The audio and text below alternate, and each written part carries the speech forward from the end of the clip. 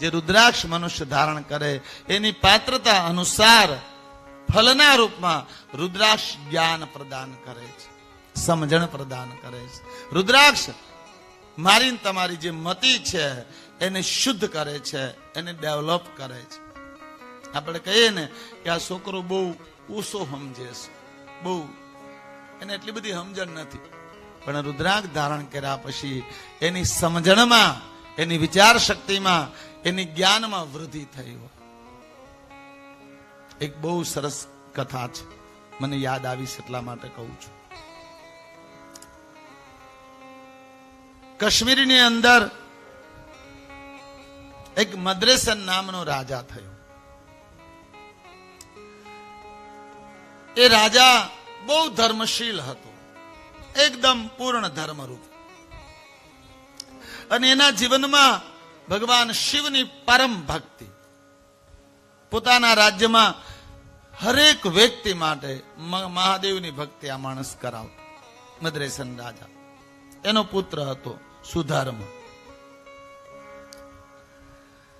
અને એમના જે મંત્રી હતા એમનો એક પુત્ર હતો રત્નાકર. આ બંને ભાઈબંધ, આ બંને શિવ ભક્તિ પરમાત્માની ખૂબ ભક્તિ કરે. રાજકુમારમાં દરેક સત્વગુણ જન્મની સાથે જ આયા હતા. ગયા જન્મના કોઈ પુણ્યને કારણે આજે મદ્રેસન નામનો રાજા હતો, એના પુત્રમાં બહુ જ સ્વધર્મ, મંત્રીના દીકરામાં પણ. હવે આ બંને શિવજીને બહુ ઉપાસના કરે, માને. એમાં બંનેને રુદ્રાક્ષનું કોઈ મહાત્મ્ય નહોતી ખબર. ધ્યાન આપશો બરાબર, જ્ઞાનની વાત કરું છું. એમણે કીધું ભગવાન શંકરને રુદ્રાક્ષ પ્રિય છે, આપણે રુદ્રાક્ષના મહાત્મ્યને જાણતા નથી, રુદ્રાક્ષના મહાત્મ્યની કોઈ ખબર જ નથી, પણ છતાં આપણે રુદ્રાક્ષો ધારણ કરી લઈએ. એટલે બંને શિવ ભક્તોએ રુદ્રાક્ષ ફળો લઈ આવી અને દિવ્ય ધારણ કર્યા પોતાના શરીરમાં. આ વાતને 3 વર્ષ વીતી ગયા. એ રાજકુમારો 15 વર્ષની વયમાં આવી ગયા. રાજકુમારો રુદ્રાક્ષ ધારણ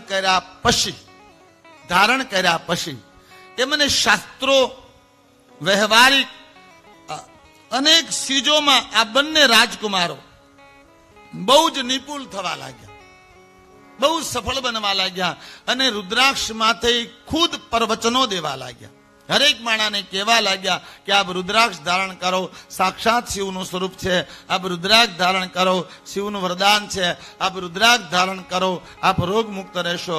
રુદ્રાક્ષ વિષય માથે એ બંને પુત્રો વધારેમાં વધારે લોકોને જ્ઞાન દેવા લાગ્યા, આકર્ષિત કરવા લાગ્યા, અને સમસ્ત જ્ઞાનથી આ બંને વપ્ત થયા, યાની સમસ્ત જ્ઞાનથી આ લોકો બે જાગૃત થઈ ગયા.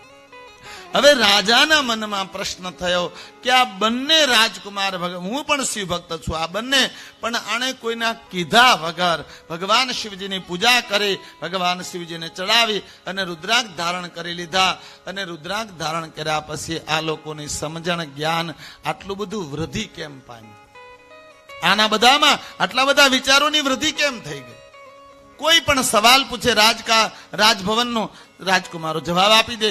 જે અભ્યાસમાં નથી આવ્યું, જે ભણવામાં નથી આવ્યું, જે મા બાપે શીખવાડ્યું નથી, એવા સવાલોના જવાબ આ રાજકુમારો આપે છે, બંને મંત્રીનો પુત્ર અને પોતાનો સુધર્મ.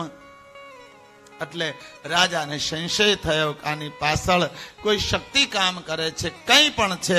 એમણે મુનિરાજ પરાશને બોલાયા, પરાશનો આદર સત્કાર કર્યો, પરાશરને ગાદીમાંથી બેસાડ્યા, બંને રાજકુમારોને એમના હાથે પૂજા કરાવી. બંને રાજકુમારો એમનો આદર સત્કાર કર્યો, બેઠા અને પ્રશ્ન કર્યો કે બાપજી, આ મારા બંને, એક મારો પુત્ર છે, એક મંત્રીનો પુત્ર છે, બંને મારા જ પુત્રો માનું છું. અમારા રાજમાં પૂરા કાશ્મીરમાં શિવભક્તિ પ્રધાન છે, મહાદેવની ઉપાસનામાં અનંત ગુણા કરીએ છીએ, પણ આ રુદ્રાક્ષના ફળો ભગવાન શંકરને પ્રિય છે એવું માની અને અમારા સંતાનોએ ભગવાનને ચડાવી, અભિષેક ધારણ કરી, અને રુદ્રાક્ષ વિશે કોઈ જ્ઞાન નથી અને છતાં એને ધારણ કર્યા છે. તો બાપજી, આનો કોઈ દોષ યા તો આટલું બધું જ્ઞાન આ રુદ્રાક્ષ ધારણ કર્યા પછી કેવી રીતે આવ્યું છે? અહીંયા ઈશ્વર ઉવાસન શબ્દ વાપર્યો છે અને પરાશ બોલ્યા છે કે રાજન એ મદ્રેસેન, તારા બંને પુત્રો ગયા જન્મમાં શિવના ભક્ત હતા પણ મનુષ્ય નહોતા. ધ્યાન આપશો બરાબર.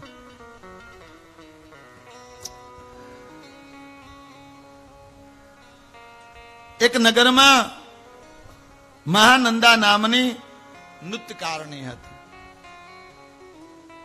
પૂર્વ જન્મમાં. જેને આપણે નાચવા વાળી બેન કહીએ છીએ, જે કોઠા પર વ્યવસાય કરે છે, મહાનંદા. અને એ મહાનંદાનો વ્યવસાય રાજા મહારાજાઓ આવે એ બધાને નૃત્ય દેખાડવાનો, લોકોને પ્રસન્ન કરવા, એનો વ્યવસાય હતો. એના જીવનમાં ઘણા બધા પાપ કર્મ, અધર્મ, અસત્ય બધું હતું, પણ એ શિવની પરમ ભક્ત હતી. એ મહાદેવની પૂર્ણ ઉપાસના કરતી હતી.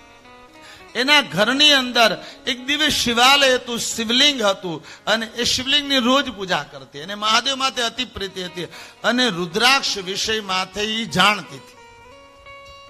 ધર્મશીલ હતી, વ્યવસાય ગલત હતો પણ જીવન ધર્મશીલ હતું. અને એણે રુદ્રાક્ષ ધારણ કર્યા હતા અને એ રુદ્રાક્ષ એના બે બંદર હતા.